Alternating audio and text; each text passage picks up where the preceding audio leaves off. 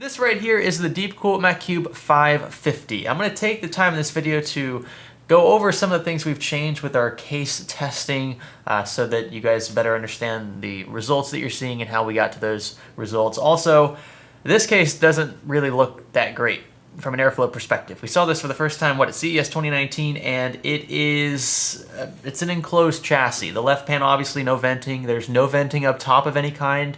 Hardly any venting up front. I mean, we're talking, I think they say 6 millimeters of clearance on both the left and right side of this front panel.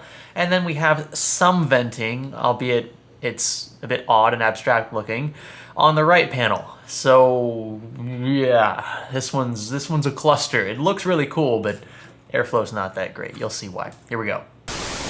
If you're rocking the Windows 10 operating system and haven't activated your copy, click the link below and purchase an OEM license from SCD Key. Then click here, here, here, and then here. Paste your activation key and you'll have a fully activated OS in seconds. And be sure to use my offer code SStudio for an 18% discount on your order. Let's talk about hardware support first. This does not have any venting up top, remember, so that means you can't put any fans up top, you can't put a radiator up top. That cuts down on hardware support right out of the gate.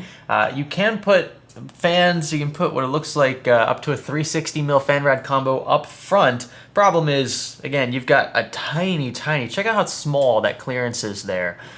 So I wouldn't recommend pulling in or trying to exhaust air from the front.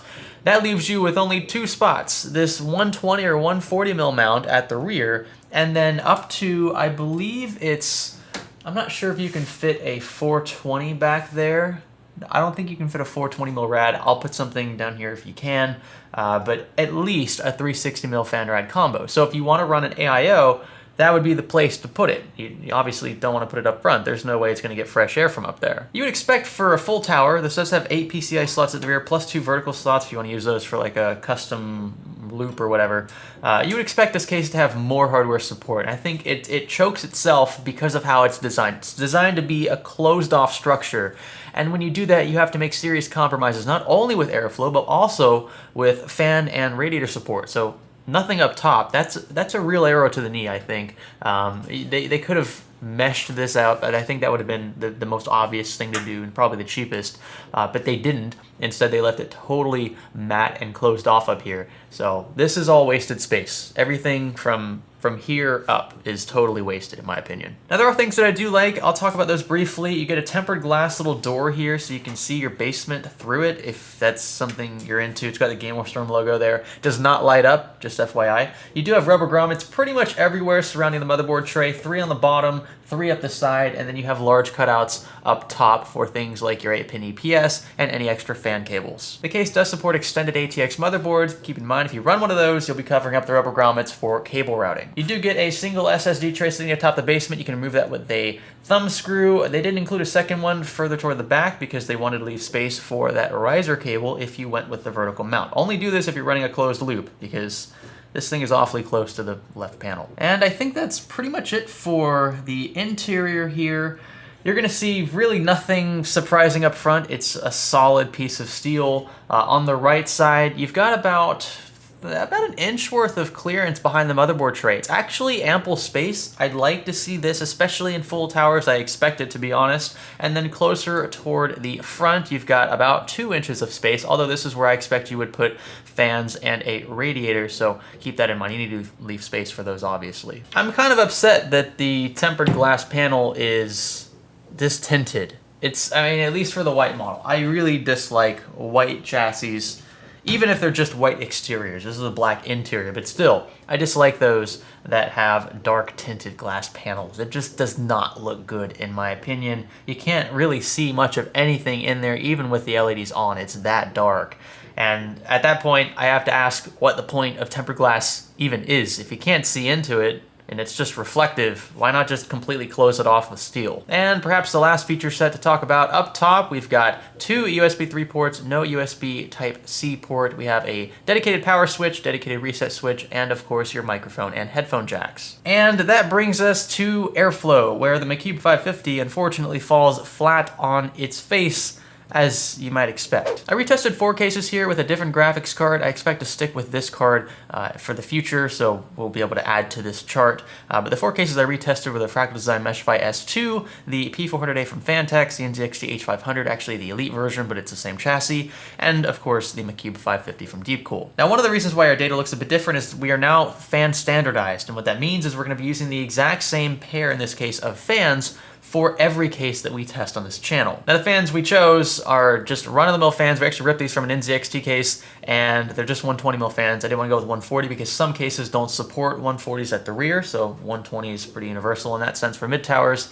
And look, they're not optimized for static pressure or anything like that. I feel like it'd be dishonest to the average viewer to use really expensive fans to test airflow properties of these cases. And another thing I want to mention, on this channel anyway, when you see panel on versus panel off, traditionally that is meant front panel on, front panel off. But some cases don't have front panels that can be removed. This is an example of that. Front panel is a part of the external chassis, so it can't be detached, or at least it's riveted, something like that, right? So in the case where you see the panel off scenario, I know this is kind of pointless for you guys because nobody runs their cases with all the panels off unless you absolutely have to, right? This means that I have taken every panel off that is possible to remove. So left panel, right panel. That's all I can take off here. The NZXT H500 doesn't have a removable front panel either. So left panel, right panel. You get it? Some cases have 3 panels that can be removed. I took all 3 off. This is just a sanity check for me. If my numbers are inconsistent in the panel off scenarios, that means there's probably something wrong with my test rig. So with all of that out of the way, you can see the Fractal Design Meshify S2 had the lowest core temperatures at 82 degrees Celsius with the panels on. The NZXT H500 was next at 84 degrees Celsius, not far off from the Meshify S2 in a fan standardized scenario. And then the P400A jumped up by a single degree Celsius to 85. The Deepcool Macube reached 87 degrees Celsius. That puts this about 5 degrees hotter than the Meshify S2.